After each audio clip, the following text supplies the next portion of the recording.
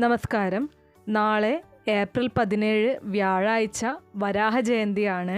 മഹാവിഷ്ണുവിൻ്റെ മൂന്നാമത്തെ അവതാരമാണ് വരാഹാവതാരം. ഭൂമിയെ രക്ഷിക്കാനായിട്ട് അല്ലെങ്കിൽ ഭൂമിയെ രക്ഷിച്ച ഒരു അവതാരമാണ് ഈ വരാഹാവതാരം എന്ന് പറയുന്നത്.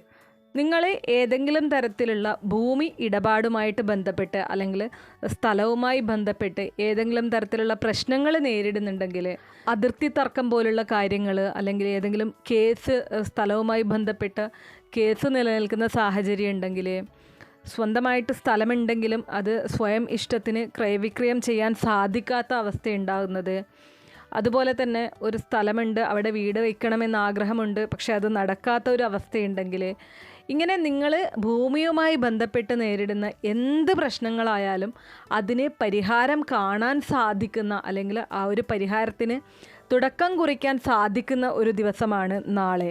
വരാഹസ്വാമിയെ നിങ്ങൾ പ്രാർത്ഥിച്ചുകൊണ്ട് ഈ പറഞ്ഞിരിക്കുന്ന പോലെയുള്ള കാര്യങ്ങൾ ഒരു മന്ത്രം ജപിക്കേണ്ടതായിട്ടുണ്ട്. 108 തവണയാണ് ആ ഒരു മന്ത്രം ജപിക്കേണ്ടത്. അതുപോലെ തന്നെ നിങ്ങളുടെ സ്ഥലത്ത് നിന്നും ഒരല്പം മണ്ണെടുത്ത് ഒരു കിഴിയായിട്ട് കെട്ടിവയ്ക്കേണ്ടതായിട്ടുണ്ട്. അപ്പോൾ ഈ പറഞ്ഞ കാര്യങ്ങളൊക്കെയും ചെയ്തു കഴിഞ്ഞാൽ നിങ്ങൾക്ക് തീർച്ചയായിട്ടും നിങ്ങളുടെ ആ സ്ഥലവുമായിട്ട് നിങ്ങൾ അനുഭവിക്കുന്ന ബുദ്ധിമുട്ടിൽ നിന്നും ഒരു മോചനം നേടാനും നിങ്ങളുടെ ആഗ്രഹം സാഫല്യമാകുന്ന ഒരു സാഹചര്യവും ഉണ്ടാകും. അപ്പോൾ എന്താണ് നിങ്ങൾ ചെയ്യേണ്ടത്, നാളെ എങ്ങനെയാണ് ചെയ്യേണ്ടത്, എന്ത് മന്ത്രമാണ് ജപിക്കേണ്ടത് തുടങ്ങിയ എല്ലാ ഡീറ്റെയിൽസും അടങ്ങിയ ഫുൾ വീഡിയോ ഞാൻ ചാനലിൽ അപ്ലോഡ് ചെയ്തിട്ടുണ്ട്.